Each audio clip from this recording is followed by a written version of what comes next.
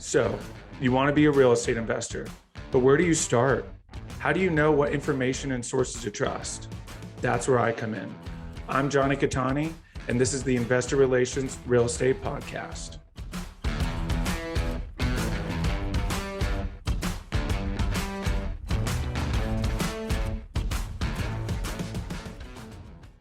Hey guys, real quick, before we start, go to investwithcattani.com and download my free ebook, Is Commercial Real Estate Recession Proof?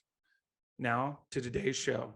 What's up, guys, and welcome to another episode of the Investor Relations Real Estate Podcast. I'm your host, Jonny Cattani. I am joined today by Dave Zook. Dave is a successful business owner, syndicator, and an investment and tax strategist. He has acquired more than 350 million of investment in real estate since 2010, which includes multifamily apartment units, multiple large institutional grade self-storage facilities, and cleaner energy carbon distillation units, which produce pharmaceutical grade oil and liquids. Dave and his team at the Real Asset Investor are one of the top 5 ATM operators in the country, and they provide investment opportunities in their ATM, self-storage, and various funds for cash flow, tax impact, and equity growth. Dave, thanks for coming on. Jonathan, thanks for having me. I'm looking forward to it. Absolutely. So like we do with all the guests, why not give us, kind of a Reader's Digest version of where you started and what brought you into this world of alternative investments? Sure. So I started in business. I watched my dad do real estate when I was a kid, and he was a very successful businessman, and I saw him take his money that he earned from his business and invest in real estate, and he invested in farms and land and some single family homes. He self-managed some of those single family homes, and I just decided early on that I did not want to have any part of that.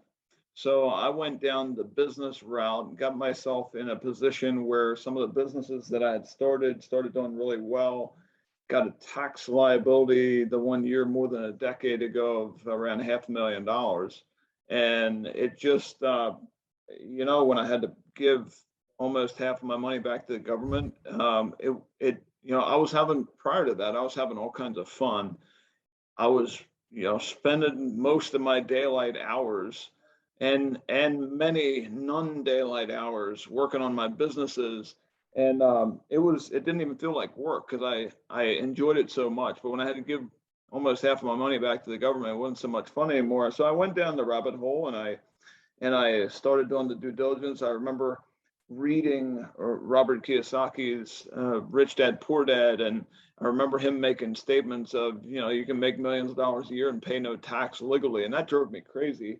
So I hunted him down and I got with his team, had lunch with him several times since, got to the point where I figured out real estate, specifically multifamily apartments or real estate that you can cost seg and use bonus depreciation, all that stuff can be much more than just an income stream or an equity appreciation play, but it can be a real tax play.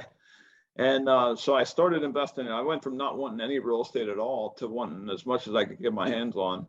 And so I got myself in a position where I went from paying $500,000 in tax, the one year to zero the very next year, and I have been around zero ever since. And so it's just been a whole lot of fun. That's been my story. And since then, I've gotten to teach a lot of other people how to do it as well. That's awesome. That's definitely a very consistent goal that I hear for people who get into commercial real estate specifically, and obviously alternative investments, is very much wanting to get to that point of paying no taxes. And, I think there's a negative stigma around paying no taxes, but I think once you really look at, what's actually happening, you realize that, all we're doing is simply just using the loopholes that are provided by, the IRS. So kind of touch on some of those and, the ones that you specifically really are teaching on and helping people understand. Sure. And I wouldn't even say loophole, because they are specifically put there by the IRS to encourage a certain kind of behavior. That's probably a much better way to put it. Yes. So think about this. So if you're the IRS or you're the US government, and you're trying to encourage behavior, what's the easiest way to do that? What's the easiest way to get your kid to do something? It's to incentivize them with something, be it money or candy or whatever.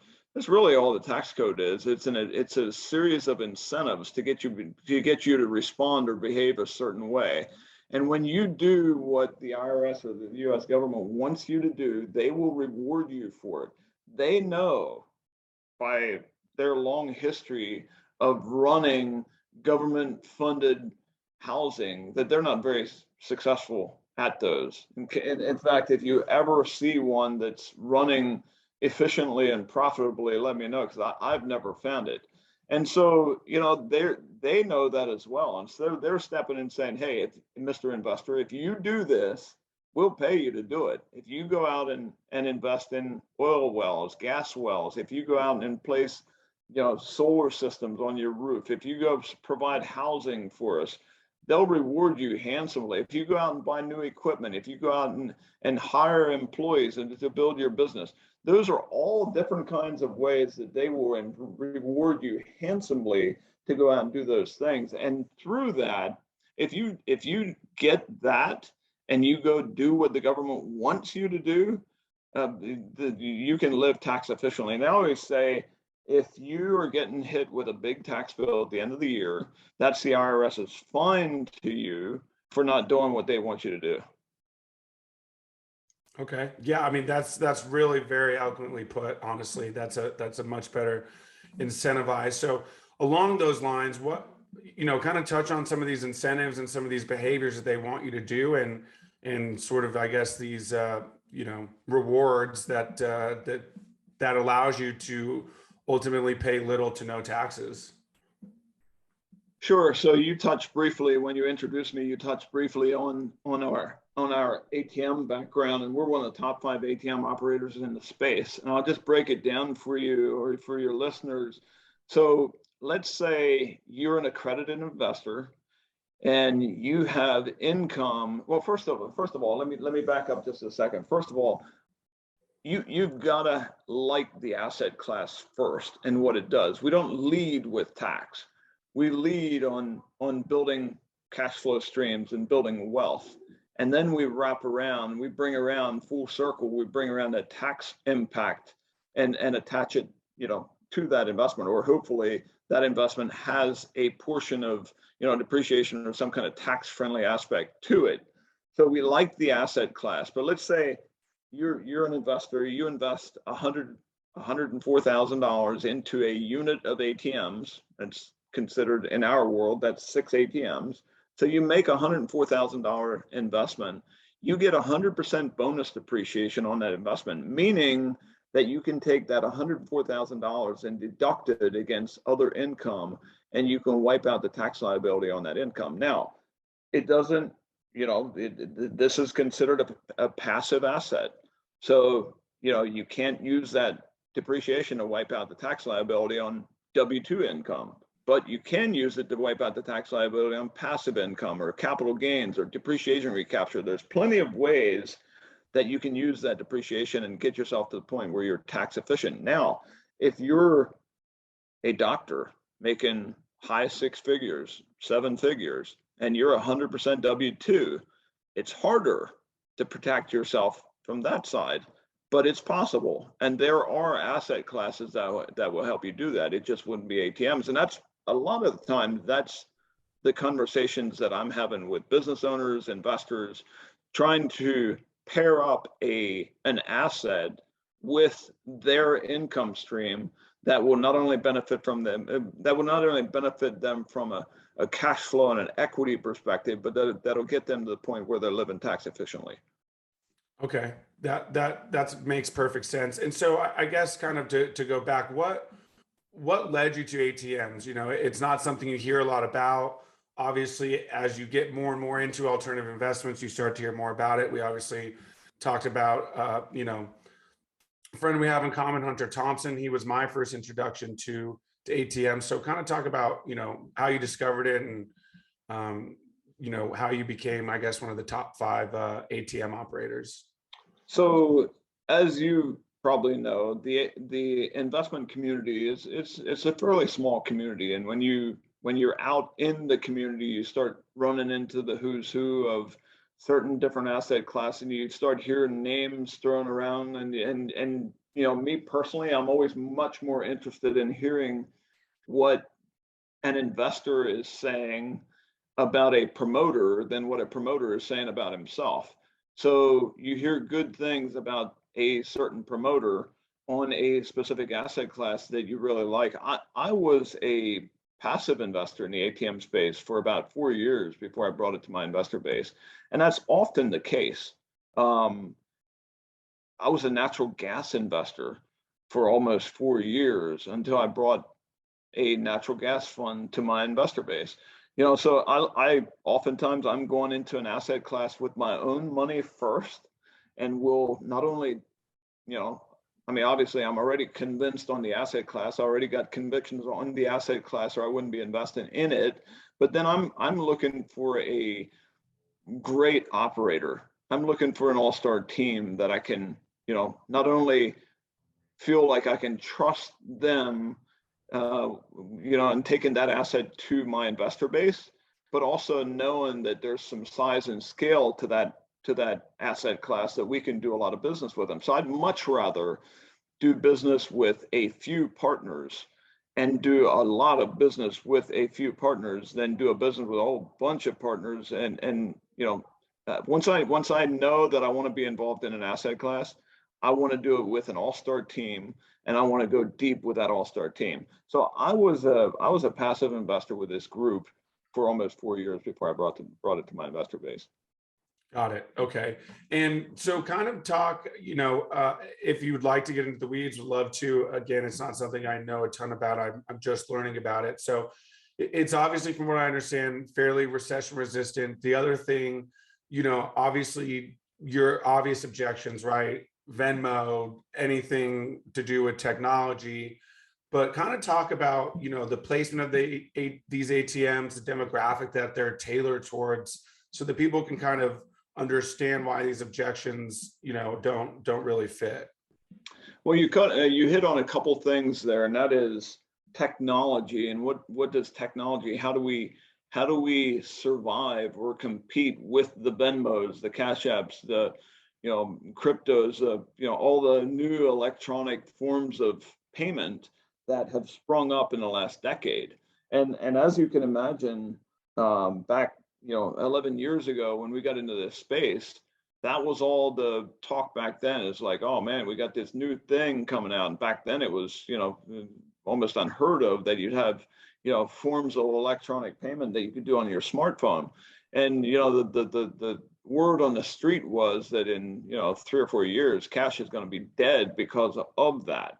Well, you know, now here we are 11 years later, and there's more cash in circulation than there was then, and there's more cash users than there was then, and ATM use is up and not down. So that is something, though, that comes up quite often, because the fact is, if you're an investor and you get enough of money to invest in an ATM machine, you're probably not an ATM user.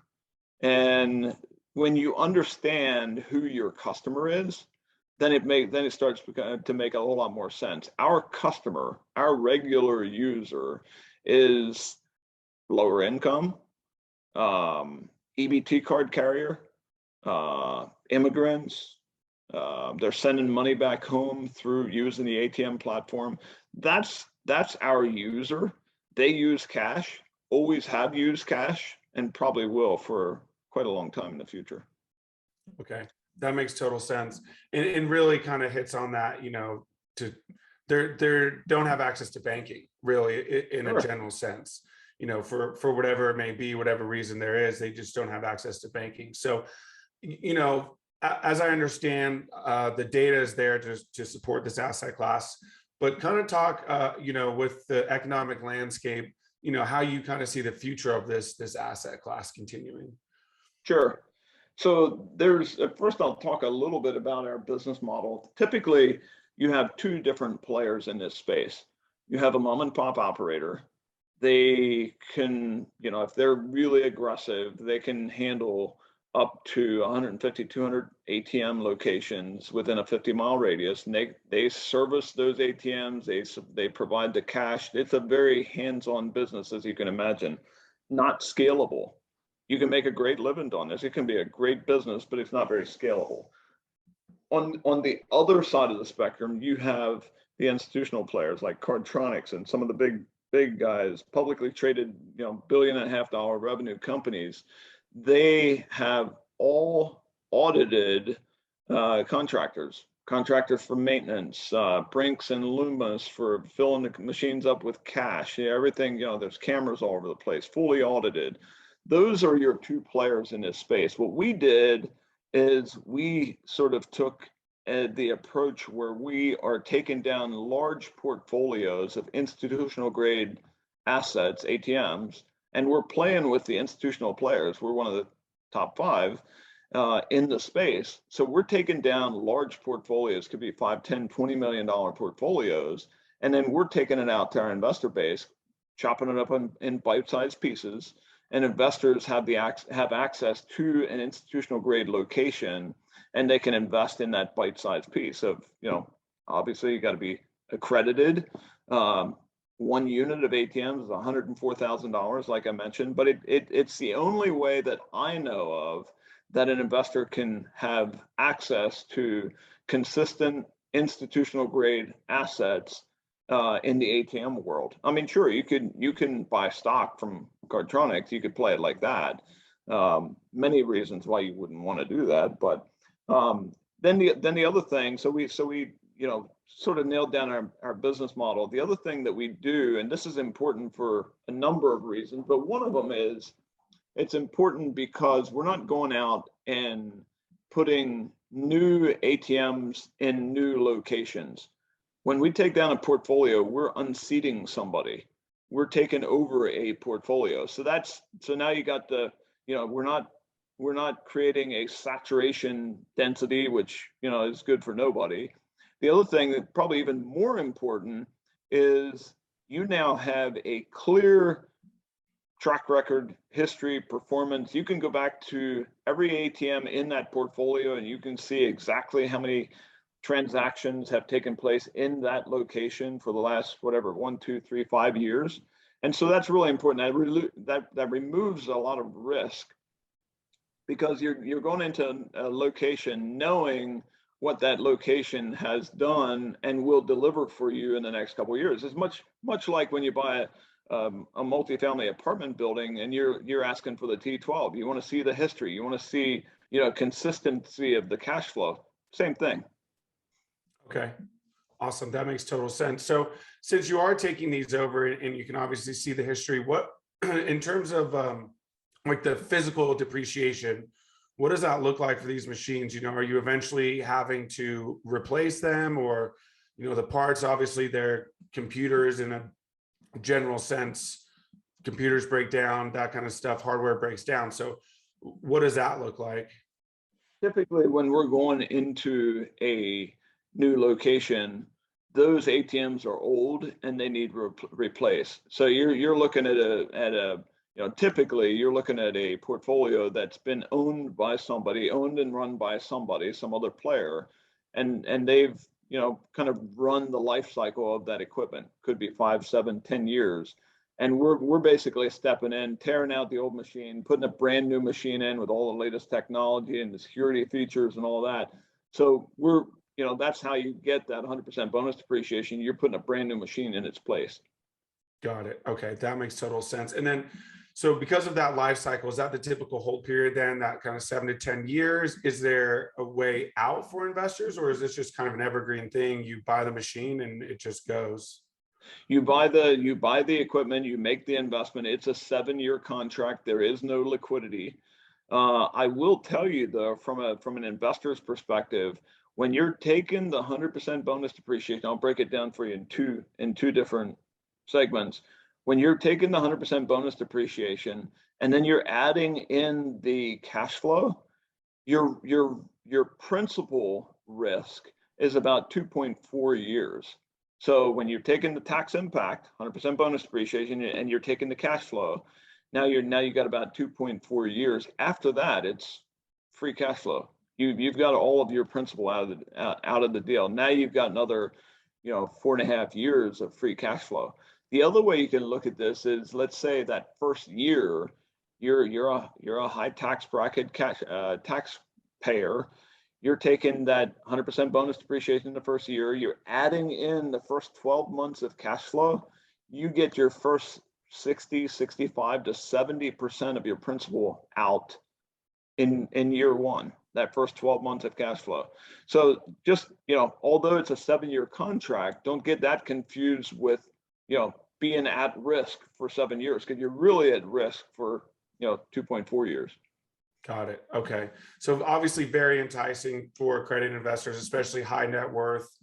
Really good way to put your money into something, get that money, really kind of shield that money, and like you said, come full circle, really not have to pay any taxes on that.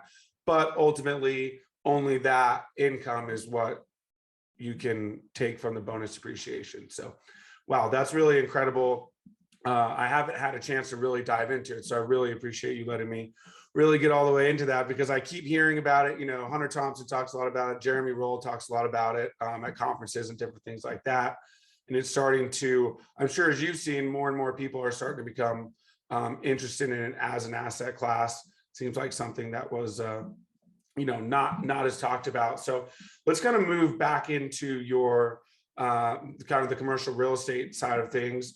Kind of talk about your investment thesis there, and what you kind of look for your investors along the same lines in terms of the ATMs, or how do you choose your market and different things like that. Well, this is going to sound really selfish, because but this is how this works in my world. So I'm not. What I typically do is I find an asset class that I really like. I find an asset class that is going to help me build wealth through equity appreciation, through income streams, all that stuff. And then if I find that asset class, or even maybe more specific, that team delivers, and I really like working with them, and it gets me the results that I'm looking for, then I take it out to my investor base. And so, many people think it's the other way around, where I'm running around trying to find asset classes for my investors. Not like that at all. It starts with me, and then once I find a rock star team in the asset class that I really like, I can't help but share it. So let's kind of switch that then. As for you then, as a personal passive investor, what's your process for vetting? So you identify an asset class, and what's your process for vetting that sponsor, or the person who's in charge of that, and eventually deciding you want to work with them? Sure. So probably the number one thing is reputation and track record. And then you want to see some longevity there. How long have they been doing it? I'll give you an example. When I was vetting my self-storage team, the principal, the founder, he was at my house, and we're having a good long conversation. And of course, I took him to, I had a good friend of mine who was kind of the self-storage guru in my town, and took him into his office, and he, asked him all kinds of questions that I would never even thought to ask. But the guy's got white hair, and he's 70 years old, and I asked him, I said, what else do you invest in?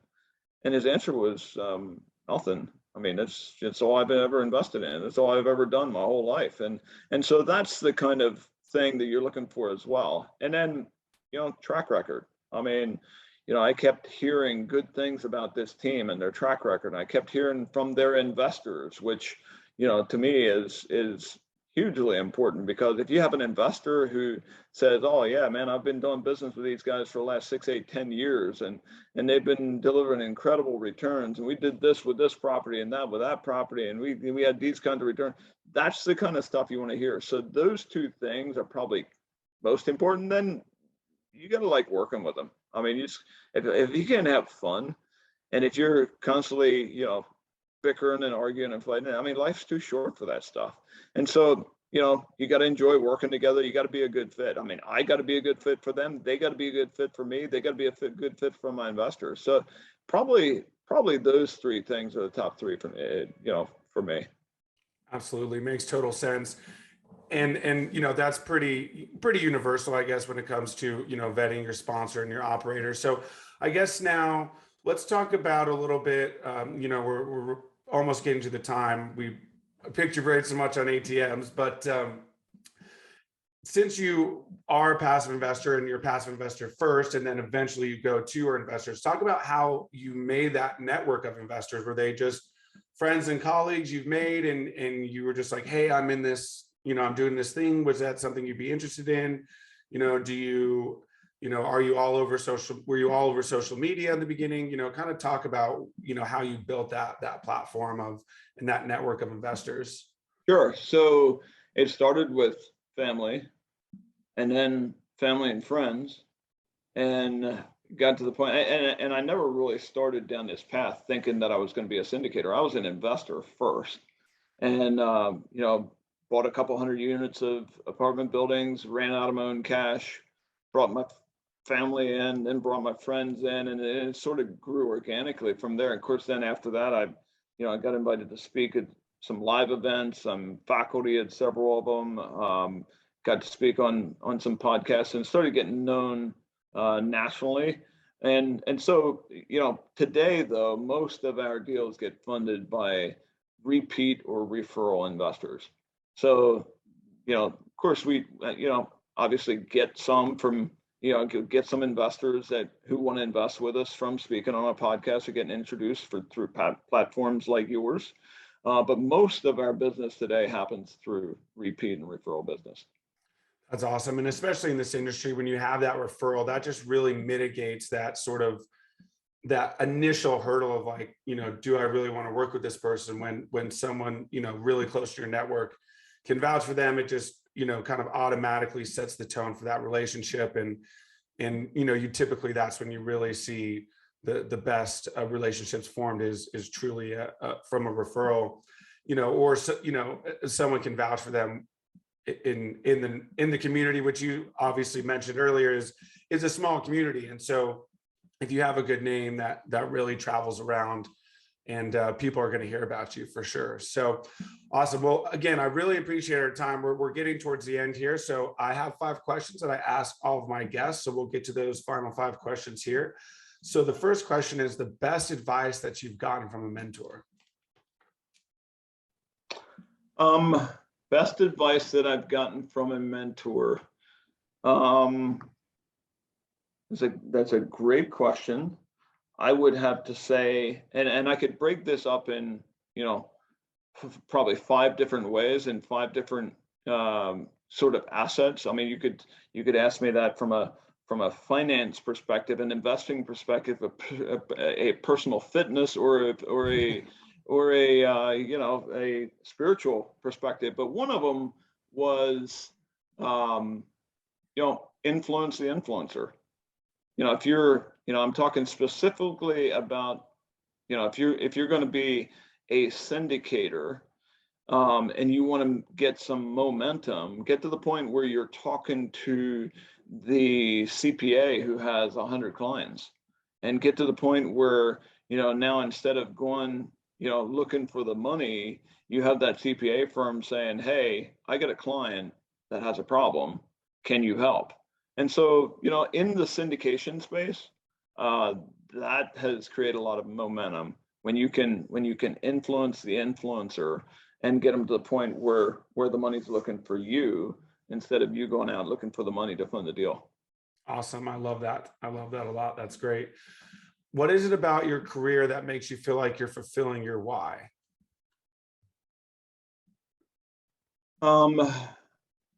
As you probably could sense, tax is very near and dear to my heart and what I do, simply because of the way that